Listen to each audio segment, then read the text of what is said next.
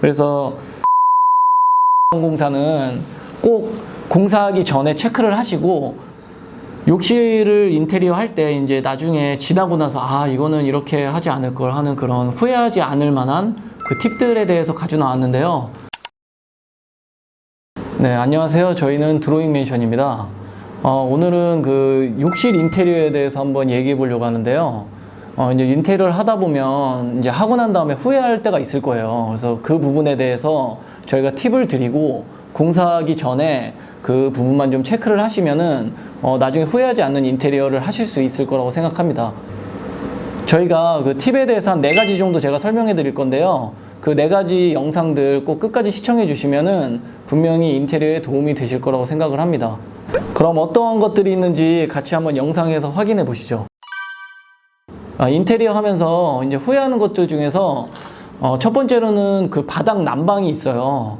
이 바닥 난방이라는 거는 인테리어 공사할 때 바닥을 다 드러내고 넣어야 되는 그 시공법이에요. 그래서 인테리어를 할 때 아니면은 넣을 수가 없어요. 근데 이거는 처음에 안 넣으면 나중에 다시 바닥만 공사한다 이게 불가능하기 때문에 꼭 먼저 그거를 결정해서 하시는 편이 좋습니다. 근데 이것도 장단점이 있어요. 근데 뭐냐면 첫 번째로는 이게 겨울에 가을이나 추울 때 바닥이 이제 따뜻하면서 바닥을 맨발로 밟아도 따뜻한 그 효과도 있고, 그리고 또 두 번째로는 욕실을 좀 건조하게 쓸 수 있는 장점이 있습니다. 근데 이게 사실 여름이나 좀 더울 때는 보일러를 안 떼기 때문에 효율이 없을 수도 있어요. 그래서 그 부분을 좀 잘 결정을 하셔서 공사하는 편이 좋고요.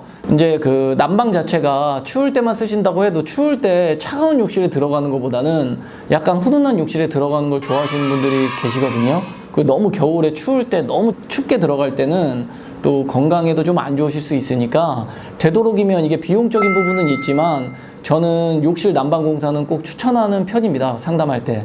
그래서 욕실 바닥 난방 공사는 꼭 공사하기 전에 체크를 하시고 계약하시기 전에 난방이 들어가는지 안 들어가는지 그 유무를 확인하셔서 시공을 하셨으면 좋겠습니다.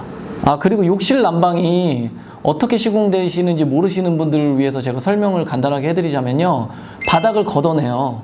그리고 나서 거기에다가 보일러 엑셀 관을 삽입을 합니다. 그런 다음에 시멘트로 다시 미장을 해요. 그리고 나서 이제 뭐 방수 작업도 가고 뭐 타일 작업도 가는 건데, 그래서 이 작업이 제일 처음에 선행돼야 되는 거예요. 네. 욕실 인테리어에서 후회하지 않는 두 번째 팁인데요. 이제 우리가 욕실을 이제 뭐 바닥 난방을 하고 바닥 방수를 하고 그 다음에는 이제 샤워 부스를 얘기하려고 하는데요. 샤워 부스가 이제 단차가 있고 없음이 있어요. 근데 이게 좀 미묘한 거긴 한데 디테일입니다. 이게 단차가 조금 있으면 물이 안 넘쳐요, 많이. 그래서 훨씬 더 욕실을 깔끔하게 쓰실 수 있거든요. 그래서 우리가 공사를 할 때 샤워 부스랑 바닥이랑 단차가 있는지 없는지를 한번 확인해 보시면 좋을 것 같고요. 또 한 가지 더는 문틀 있죠, 문지방. 문지방과 바닥에 그 높이 차이가 있어야지 편해요. 근데 요거를 체크를 안 하면은 돼 있는 대로 했을 때는 거기에 이제 슬리퍼 단차라 그러는데, 보통 슬리퍼가 높이가 한 7.5에서 좀 큰 거는 10cm까지도 가요. 근데 이제 이 단차를 안 만들어 놓으면 화장실 슬리퍼가 있는데 문을 닫을 때마다 화장실 슬리퍼가 걸리는 경험을 해보신 적이 있으실 거예요. 근데 이 단차를 조금만 신경 쓰시면 슬리퍼가 있어도 문을 여닫는데 전혀 불편함이 없기 때문에 이거는 특별하게 비용이 드는 부분의 팁이 아니기 때문에 이 두 가지 부분만 이제 우리 인테리어 하시는 예정자분들이 한번 체크를 해보시면 좋은 부분일 거라고 생각을 합니다. 그러면 요즘에 무단차 욕실도 많이 하던데 샤워부스에 단차를 주는 게 꼭 필수적인 걸까요? 무단차로 하면은 이제 보기에는 좋아요. 발에 걸림이 없으니까 처음에는 좋을 것 같은데, 제가 앞서 말씀드렸다시피 조금의 단차만 있어도 샤워한 물이 넘치는 거를 많이 방지해줘요. 이거는 본인이 생각하셨을 때 물이 넘치는 게 싫다, 그러면 단차를 주시고, 나는 발에 걸리는 게 더 싫으시다, 그러면 단차를 안 주셔도 돼요. 그리고 비용적인 부분도 어차피 이거는 타일 바닥 공사할 때 조금 높이냐 안 높이냐의 부분이기 때문에 비용은 들지 않아요. 그래서 그거는 꼭 그 공사하시기 전에 체크만 한번 해보시면 좋을 것 같습니다. 네. 근데 슬리퍼 단차는 꼭 하시면 좋을 것 같아요. 왜냐면은 슬리퍼 안 쓰시는 분들보다 쓰시는 분들이 많고, 그게 걸렸을 때는 꼭 슬리퍼를 치워놓고 문을 닫아야 되기 때문에 굉장히 불편하거든요. 그래서 이거는 제가 생각하기에는 별거 아니지만 굉장한 팁이라고 생각을 합니다. 슬리퍼 단차. 네. 이번에 세 번째로는 방수에 대해서인데요. 사실 방수는 공사를 그냥 맡겨놓으면은 뭐 어떻게 하는지 우리가 공정을 모르고 그냥 당연히 방수가 됐을 거라고 생각을 하실 거예요. 근데 이제 그렇다고 현장 가서 그거를 일일이 확인해 보실 수도 없어요. 왜냐면은 일을 맡기셨는데 그걸 보겠다고 매일 현장에 나오신다면은 뭐 일을 맡긴 의미가 없겠죠. 그래서 어떻게 이제 시공을 하면 좋을까 그런 부분에 대해서 그냥 설명을 좀 해드리자면요. 이제 1차로는 우리가 도막 방수를 합니다. 그리고 2차로는 그 위에다가 코팅 방수를 한다고 보시면 돼요. 근데 이제 그게 뭐 고마스라든가 뭐 여러 가지 이제 하는 방법들이 있어요. 근데 이제 저희가 물방수라고 하는데 이제 물방수 또는 도막방수라고 하는데 물방수를 했을 때 이제 시멘트에다가 그냥 시멘트로 방수 처리를 하는 거예요. 근데 그렇게만 했을 때는 조금 부족하기 때문에 위에 코팅제를 한 번 더 바르면은 훨씬 더 안전하게 방수 작업이 이루어지고요. 그리고 이제 거기에서 이제 이게 어느 정도 기간이 되겠냐 하면은 이거는 근데 좀 복불복일 때도 있어요. 공사를 조금 잘못 해놨을 때는 2, 3년만 해도 셀 때가 있고요. 정말 꼼꼼하게 잘 해놨을 때는 뭐 7년에서 10년 아니면은 이제 정말 절대 안 새는 경우도 많이 있어요. 특별하게 그 방수층을 깨지 않는 이상은. 그래서 바닥은 사실 이거는 제가 따로 드리는 팁인데 바닥이 만약에 방수가 잘 돼 있고 그리고 바닥이 문제가 없다 이랬을 때는 굳이 그걸 걷어내고 철거를 해서 다시 엑셀을 깔고 방수를 하는 것보다는 그 위에다 덧방하는 게 훨씬 더 좋은 팁입니다. 그리고 이제 마지막으로 네 번째로는 매립 선반에서 말씀드리려고 하는데요. 매립 선반은 사실 뭐 옵션 사항입니다. 꼭 있어도 되고 없어도 되는데 요즘에는 이제 매립 선반을 하면 따로 선반을 안 놔도 되기 때문에 깔끔하게 욕실 용품들을 좀 넣을 수 있고요. 그리고 또 보기에도 좋아요. 그리고 또 이제 공간 활용도 좋고요.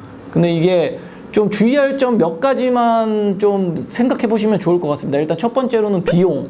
이게 되게 간단하게 그냥 파가지고 넣으면 된다고 생각하시겠지만 안에가 이제 옹벽으로 돼 있을 때는 이제 파트너라는 기계로 썰어내야 돼요. 그 시멘트를. 그래서 이게 생각보다 비용이 많이 들어갑니다. 그래서 비용을 들으시면 조금 놀라실 수도 있는데 보통 50만 원에서 한 80만 원 사이 들어가요. 그러니까 이 작은 구멍 하나 파는데 많은 비용이 들어가기 때문에 이거는 좀 비용적인 부분을 생각하시면서 이걸 할지 안 할지 결정하시면 좋을 것 같고요.